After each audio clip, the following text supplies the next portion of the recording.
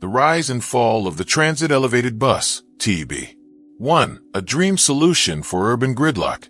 A massive bus begins to move above the passenger cars traveling on the road, with passengers sitting on the second floor and the first floor hollowed out like a tunnel. It was dubbed the tunnel bus. In 2010, as rapid urbanization took hold in China, a new social crisis emerged, skyrocketing traffic congestion. As people flocked to megacities, urban infrastructure simply couldn't keep pace. Amidst the rising public frustration, one man stepped forward with a solution. His name was Song Yuzhou. He announced he would physically build the tunnel bus, concept originally proposed in the 1960s by American architects Craig Hodgetts and Lester Walker. The design featured a body elevated on stilts, allowing cars to pass underneath, as if driving through a moving tunnel. Song claimed that for the cost of building a subway, this dream technology could solve traffic forever. 2. National pride and impossible engineering. China heavily promoted the project, boasting that it had been featured in Time magazine.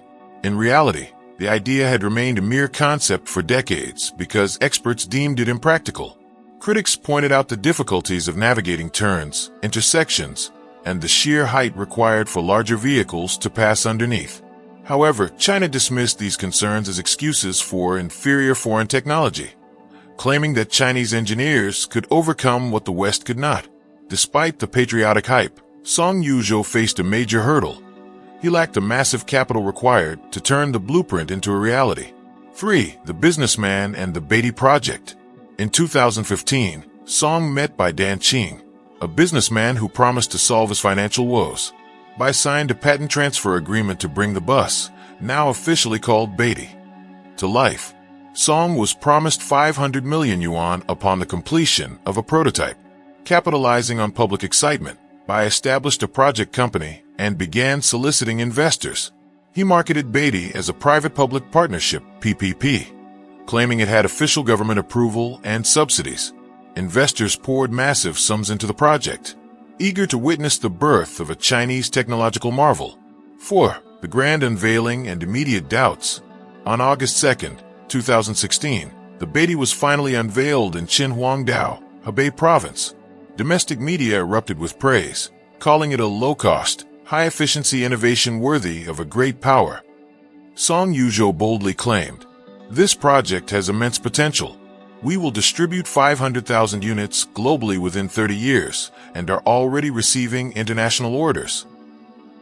However, experts remained skeptical. The bus wasn't a bus at all. It was a railed system that required dedicated tracks built into the road. Furthermore, the clearance underneath was only about 2.1 to 2.2 meters. This meant that not only trucks and buses, but even some SUVs would be unable to pass beneath it safely. 5. The truth unravels. The core of such a system lies in its integration with intersections and emergency protocols. Yet the test run lasted only 300 meters. By August 8, 2016, less than a week after the debut, an official from the Qinhuangdao Development and Reform Commission dropped a bombshell. The government had never received a permit application for the project, nor were they aware of the test run. The Beatty was soon abandoned on the tracks, becoming a rusted eyesore that blocked local traffic and hurt nearby businesses. It became clear that the official government backing was a fabrication. 6. The 9.5 billion yuan fraud. In 2017, local authorities finally demolished the Beatty to restore the road. By then, Dan Qing and his associates had vanished. Investors filed fraud charges, and the investigation revealed a shocking truth. The entire project was a sophisticated P2P lending scam.